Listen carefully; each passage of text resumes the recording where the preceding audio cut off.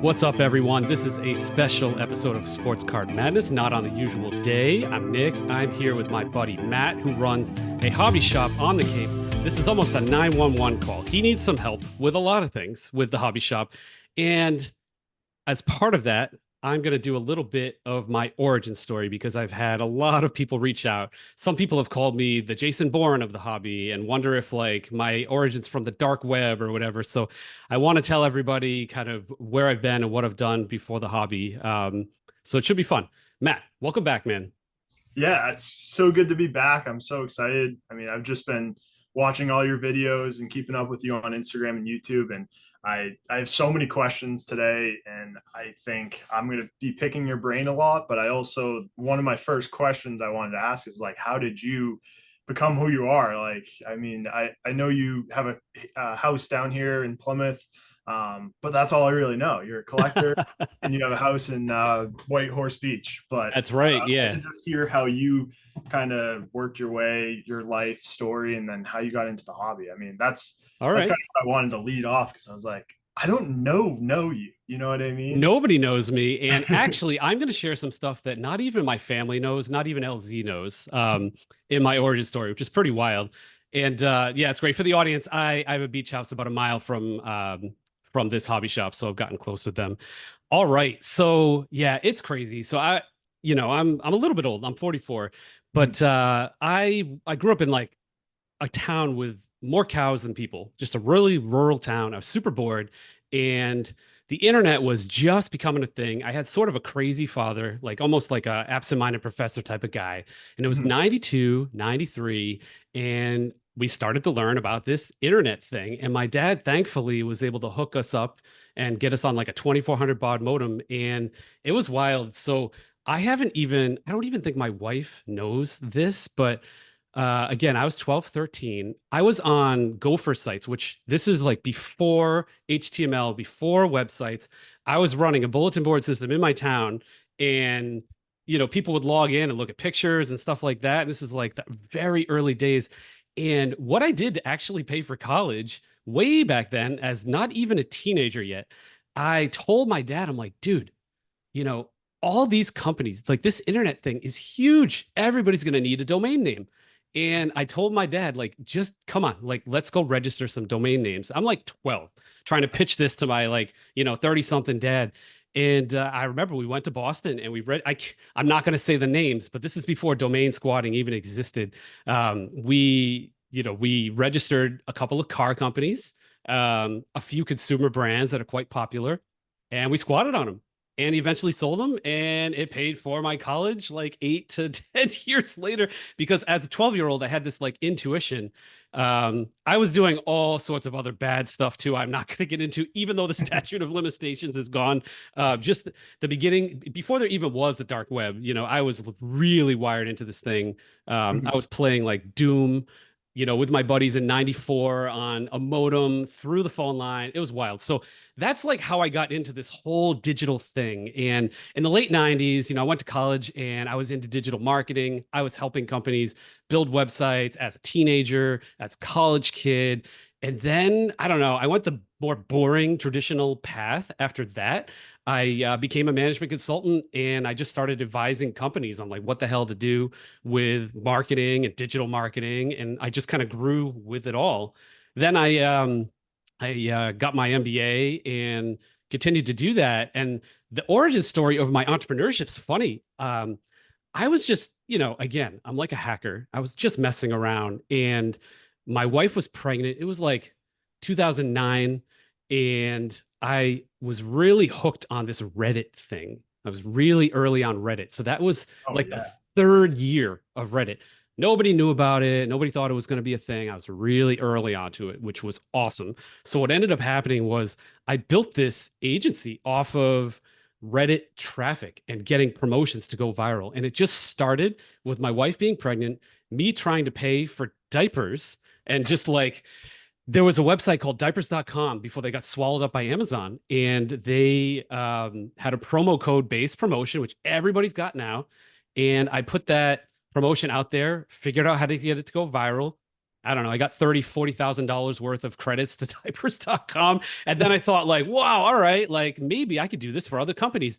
And I started at the peak of this, I was working with three-quarters of the top 1,000 companies in the country, just getting promotions to go viral and charging a commission. And I won't bore the crap out of everybody, but a lot of it was built on Reddit. And again, I was good at like getting things and getting the word out. And basically, became financially independent at, I don't know, 35, I would say, and started having fun and investing in companies and doing more consulting on the side. And then the collecting thing is it's a funny story as well. So LZ is my brother-in-law. Mhm. And we got back into cards in like 2019, 20. We were just boring the crap out of our family at barbecues. And we just decided to hit record last summer.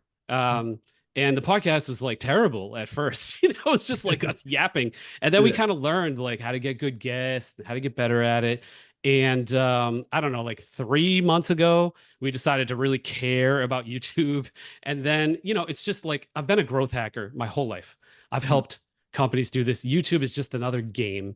And I'm learning. Like it's been fun like figuring out, all right, cool, we cover the national, that rips to 6,000 views. I do something really boring and stupid, I only get 200 views. And you just learn what makes things tick. So, I don't know, is that what you expected? What do you Yeah, think? I mean, I personally like I'm at the point where kind of you were when you were younger is like starting to figure out what I want to do, like beyond just sports cards and beyond college. So that's why earlier I was talking about like how I want to like jump into real estate, but also do like sports cards. And I think that's why I want to kind of get your expertise is like I don't think I could ever do a 9 to 5 job right now Yeah. because I own a shop. We're doing very well. We're at the growth stage, which is another reason why I wanted to talk to you is like, so what's the next step for me and like just I don't know, I guess taking the next step for the shop, Mm. whether that be like YouTube, TikTok, or any of these platforms Sure. to just grow. And I know you kind of had like a story hidden away, and I wanted to hear it. So today ended up just working out perfectly. I don't even think my wife knows that I was domain squatting as a teenager, and that's how I paid for college. So now she's gonna know. I don't think LZ definitely doesn't know. Yeah. So yeah, all right. I'm gonna break that down. So it sounds like you need some hobby shop help and some personal branding help. And I love this. You're 25. It's like the perfect age to think about this stuff. And 9 to 5 jobs are great. It's just not a good fit for everybody. Yeah. All right. So the hobby shop.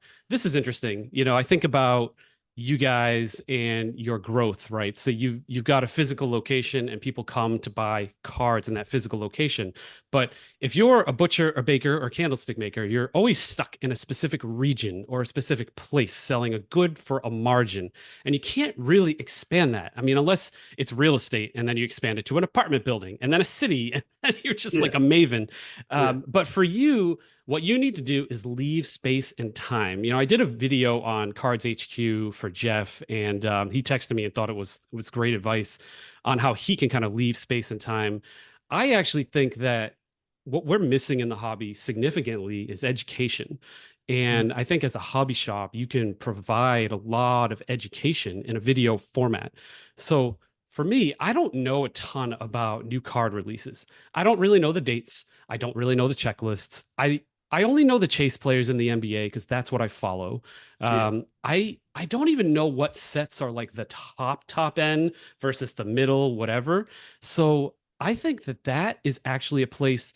YouTube's a great place to leave space and time. So instead of making a candlestick and selling it for $1 and making 20 cents, now you make a video on how to make a candlestick and make money forever if it's a good enough Yeah. video. So that's the Yeah. premise behind YouTube and leaving space and time. So I think the first step, you should start up a YouTube channel and figure out what you're going to give people because YouTube is tough. We're Yeah. doing it organically. We only have a few thousand followers, and it's a grind. I mean, it's easy to Yeah. just buy them, like half the sports card influencers do, Yeah. but to actually earn them, you have to share information that they want.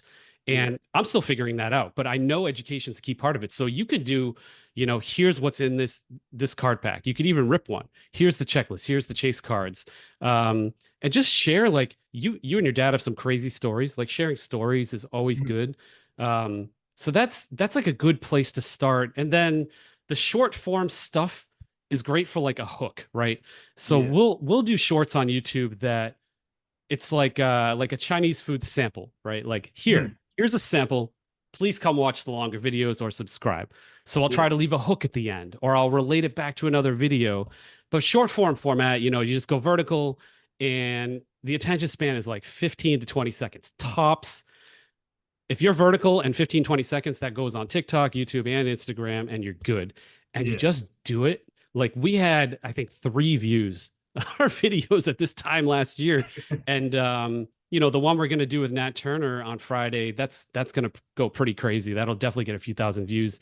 So you just gotta like feel it out and learn. Some stuff is just gonna tank, and Yeah. some stuff will do great. And Yeah. it's all about just consistency and all of that.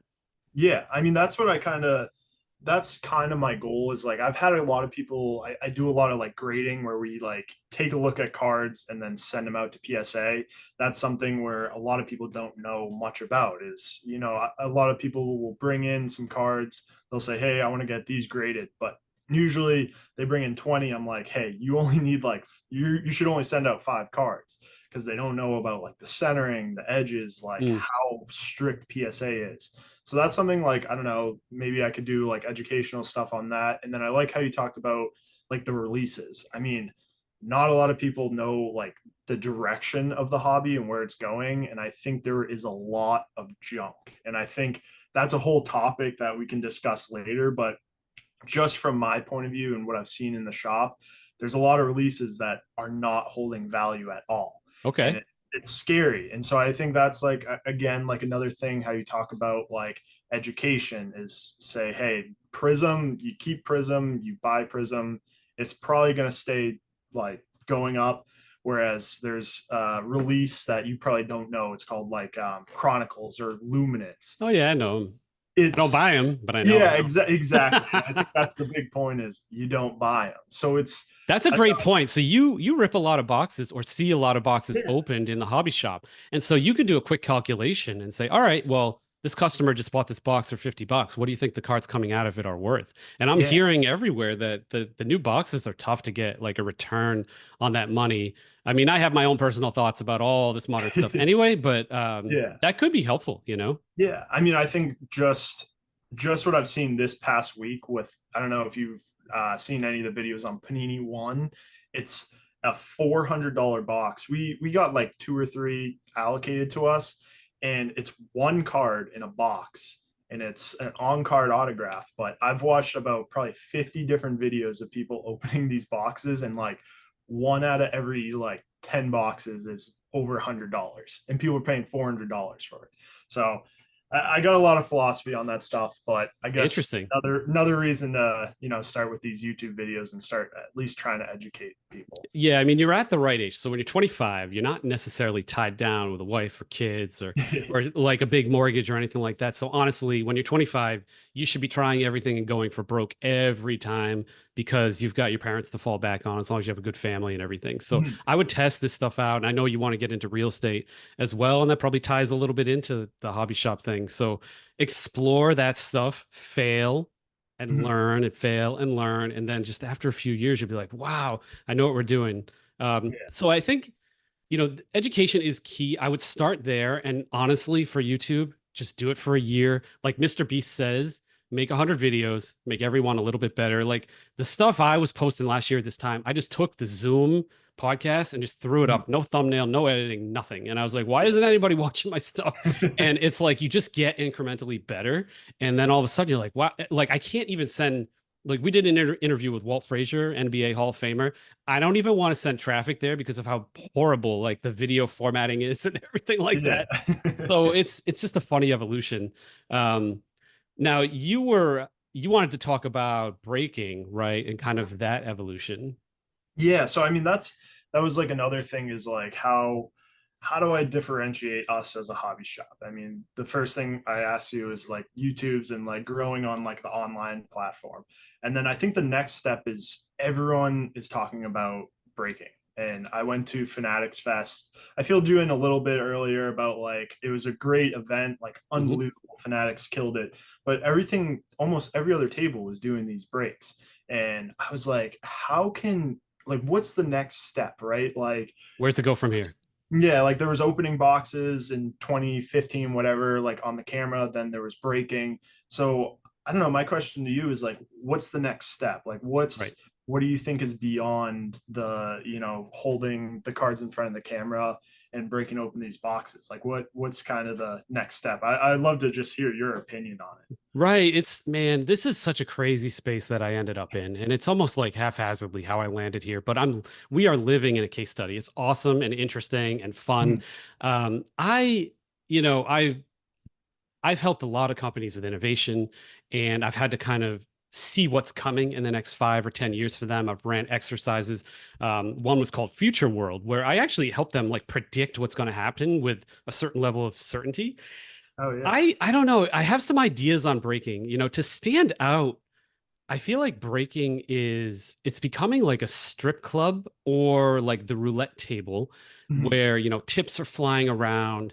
People in breaks, I think 80% of them don't even really understand the cost of what they're buying into or how much the value of something that they're going to get out of it does, just like a casino. Like you Mhm. go into you think, like your cousin Eddie is gonna like do a great job at the craps table, but he doesn't really know, and it's kind of Yeah. like the breaker. Like, I got this, I got a system.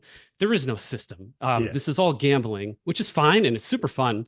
But I think that you have to embrace that aspect of it. So marketing 101. I mean, you're going to learn this in undergrad in your first marketing class. And this is going to sound sexist and awful, but you just throw a hot chick on it. Yeah. So when it comes to breaks, you find a really attractive girl and Yeah. she runs your breaks. And Yeah. man, I'm going to get a lot of shit for that. But I mean, that's just the truth.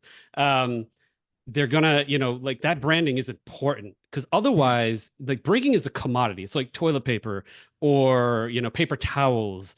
Like you're just buying it on price unless you've got like a brand that's interesting. So you think of backyard, right? They're a bunch Yeah. of frat Yeah. boys. And I was in a fraternity, so I'm not going to knock them. But, Yeah. they're a bunch of frat boys. They yell, they scream, they take their shirts off, they run around. Yeah. That stands out as a commoditized service, right? They're no Mhm. longer commoditized. So I Mhm. think that you have to find a crazy angle like that. Yeah. Most likely it's a good looking girl and Yeah. she's your breaker. And Yeah. that's, I mean, it's almost like a strip club. Like I said, like they're throwing Yeah. tips at them and Yeah. they're like, come on, baby, let's break these cards. And you're like, oh, all right, I guess I will. And I think that that's how you stand out. The evolution of this, I think breaking is going to turn into, um, more they're just going to embrace gambling. I think eventually one state, probably a state like mine and ours, Massachusetts, is going Yeah. to say you got to be 18 to break, sorry. And then Mhm. five other states will follow, so you're going to get a little regulation, and then they're just going to embrace it like this is gambling. Not only can you break cards, but you can gamble on FanDuel on the top right if you want to. Yeah. That'll get integrated into the apps. Or do you want to bet on if this guy makes the break or not and gets the chase Mhm. card? 2 to 1 odds. Does he get it? Does he not? Right? You just Yeah. bet and bet and bet and just get that dopamine. Um, why not? Like another idea I think is going to happen. I think Fanatics is eventually going to do this. Like we're all just like all this modern stuff. It's just money. Like instead of going after Wemby, why don't you just put a $50 bill in every pack in the Yeah. box and just like here's a $50 bill, because or whatever, $100 bill, whatever the Wemby's worth. So I think like breaking too. Screw the cards. Let's just all right here. You just won a gold coin. Yeah. Like you just No, won like that's a actually a great way to think about it. Like the golden ticket, like here's yeah. $100 like credit towards a box or something in the It's shop. all about money anyway. We're not breaking Yeah. 1952 tops packs here. We're Yeah. breaking parallels and chase cars and stuff like Yeah. that. And Yeah. there are some people want, but oftentimes they just want the flip and they just cut it right short. Be like, you don't even need to flip it. Here's cash. Yeah. Yeah. So I don't know. That's my gut on this. Like, I think to stand out, you've got to brand yourself. It can't just be like you at a white table, like, okay, Yeah. guys, like here's the cards. It's got to be like, entertaining Yeah. visually and Mhm. you notice other breakers have stuff on televisions above you, games and things like that. I mean, Yeah. geez, honestly, throw Keno above you. Get a Yeah. Keno license for the hobby shop. Yeah. Throw the Keno license above your break. Now they could get it all, baby. They could bet on cards, they could bet on Keno, and you're good. Although I might not be able to cross state lines, I don't know. But I think you we're know, on to something I now. think I think that's where it's going to go. It's just going to be like Yeah. this eclectic mix of just gambling because it's Yeah. gambling. No, that's very true. I mean, like that's like kind of our next stage in our growth. And like that's like, we talked about YouTube, the breaking. Like I think if we really like put our minds to it, like we can grow and I can personally grow this store. And it's really like a competitive market right now. I think Yeah, that's of course. but one thing I will say what I've noticed as a hobby shop, and I think a lot of people will like kind of understand what I'm saying. This is like it's very watered down. Like I go on Whatnot, I go on a lot of these places that are breaking, doing these big breaks, and all these cards that are coming out are like $10-20 in cards, and you just spent like $500. So I mean, my hope is that I can like give to people like a brand or something that's education. You're learning about investing, and you're also like getting cards that are actually going to be worth something in 10-20 years, which not a lot of people are thinking about to Yeah, we'll talk right about investing. That'll be kind of the last bit of this video, but I mean, it's important. Like, if you're breaking as a hobby shop, Rob Veras, the card father, he's from Burbank Cards. He said it best on our show. He said, "You're smoking 80% of your customers every yeah, time. They're yeah, 80% of your customers are walking away pissed off. They're not yeah, just like getting something good out of it." So I would lean more towards education. That's what I'm trying to do with this channel is just get the right people on saying the right things so we can actually learn from each other yeah. and just disrupt this a little bit.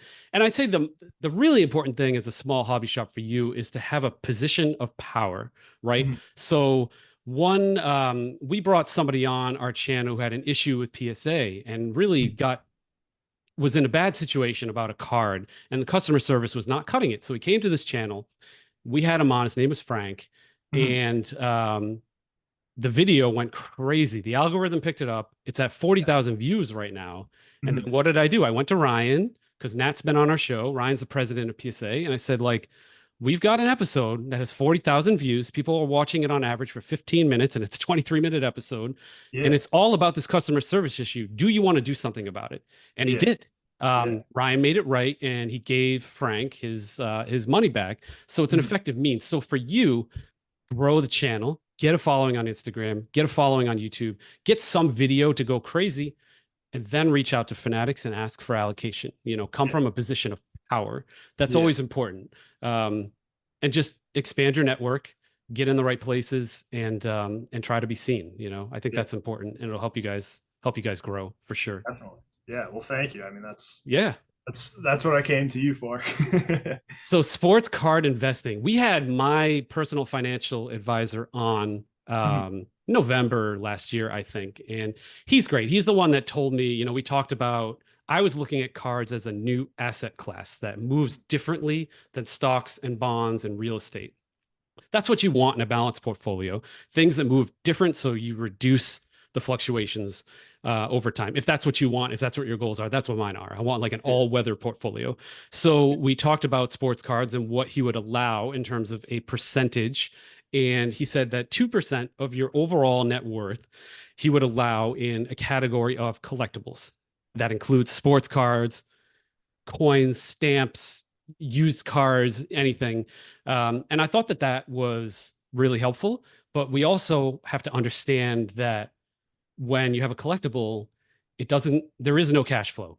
It's not a Yeah. business. There is Mhm. no dividend at the end of the year. It's only worth what the next person is going to pay for it. And collectibles are actually, the capital gains tax is taxed higher than Yeah. other things that you sell, like stocks. Mhm. So that's interesting to me. I do think I agree with him. I think up to 2% is okay because at that point it's just like you're just rounding the edges on a portfolio that you've already nailed, and you're already like doing the right things in index funds, and you're Mhm. just kind of like this little extra 2%, just helping to diversify a little bit. And if you're having fun with it, all the better, you Yeah. know. And the reason he allowed me a little more wiggle room, he said I could do up to like 3 or 4%, is because I was printing money. I spent 60 grand on my 1986 Fleer fully slab set. That's worth 250 grand all day long at auction. Yeah. So he's like, all right, well, if you're going to 5x your money in this Yeah. hobby, I'm going to let you do a couple more percentage points because I've seen your Yeah. track record. So that's how you have to think about it. Don't think about it as like, here's my paycheck. I'm going to spend 200 bucks on sports cards. That is obscene, Yeah. horrible, disgusting advice. Mhm. Sports cards instead of a 401k. Like I saw shirts, I forget who was wearing them. That makes me want to puke. Um, Yeah. that's just disgusting. So like you're 25, put your money in a Vanguard index fund and call it a day. And then Yeah. whatever, that 2% or that fund money is, you know, put it in cards, put it in good cards that are going to hold up over time, like your goats Yeah. and vintage cards. So hopefully I didn't rant too much, but No, no, I think that's like a perfect way to like explain it because I do like I love investing. I mean, I'm going to be getting into the real estate world. I mean, my goal is to have 10 commercial plazas, but I awesome. also like the sports card portion too is where you're having fun with it too. Like a lot of investing, it's like you throw it into an index fund or you put it into E-Trade and the thing goes up and you're just like, all right, cool. I Of like course. the Then it sports goes cards down. where yeah, or it goes down. Sports cards is interesting because like a lot of them, like if you really look at some of the cards that like have gone up over time, they steadily go up. And so I think it would be cool like over the next year or two to like go off like each other and maybe like start a little investing, I don't know what to call it, like cohort where we buy a couple cards and see what they do over time. Because Yeah. not a As lot of long people. as it's fun money. That's Yeah, that's the exactly. key. Fun Because money. I would Yeah. at 25, I would much rather have you focused on real estate, which does cash flow. You Yeah. get amortization benefits, you Mhm. get depreciation benefits, Yeah. and people live in it. So Yeah. there's experience in dealing with people and negotiating leases. And at the end of the day, now you have an asset that you can use for something. That's a Yeah. lot different than you can't live in sports cards. You're not going to Yeah. cash flow from sports cards. Um, like I said, it's not. I don't like sports cards as like the main investment or replacing things. Do all the Yeah. stuff right with investing 101. And then sports cards are your like cherry on top, 2%. It's not going to make or break you. It's just going to like, it's going to Yeah. be a fun way to enhance what you're doing. And maybe, yeah, maybe you can 5x a card or a set or something like that. But again, Right. remember, my timeline's different. So Yeah. that 86 Fleer set, I'm not selling. Like that belongs to my 9-year-old son. We built it together. Mhm. I can't, I'm going to put in a trust and make sure he's not allowed to sell it probably until he's about 25 and able to make good decisions and not Yeah. buy, hookers and wine and boats and things like that with, the assets that he inherits. So Yeah. 25 seems like a good age. You're, Yeah. you're a very reasonable 25-year-old. Yeah. So I think the timeline's important too. If you've got a 1-year timeline and you're just messing around having fun, hell yeah, man. Like Yeah. rip some packs, rip some boxes, as long as it's fun money. Yeah. It's like going to the casino. It's Yeah. really about the same thing. But if you want to sit on like a mantle card for 10 years or 5 years, totally different. So Yeah.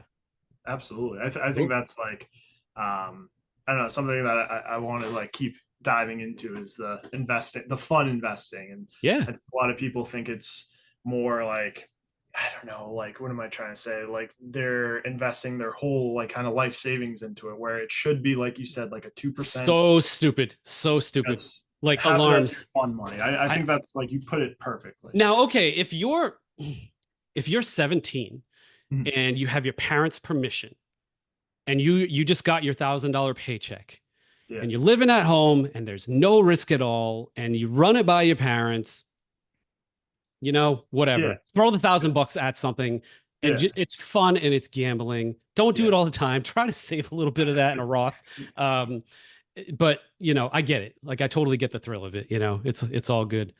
Man, it'll be fun to watch your journey as a hobby shop evolve. It's all about branding. It's all about exposure. It's about giving to the audience so they listen to you and pay attention to you.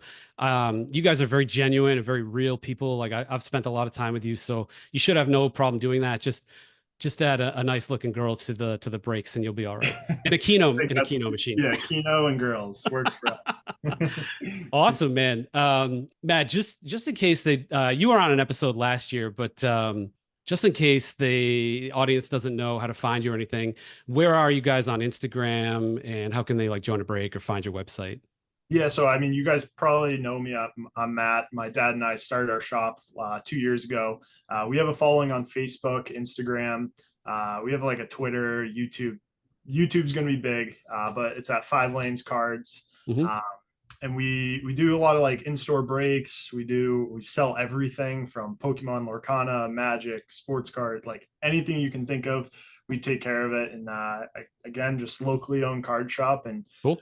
we're looking to expand and keep growing. Thanks again, Matt. Yeah, thank Stay you. tuned, everyone, and keep an eye on 5 Lanes Cards. Thanks. Sounds great. Thank you.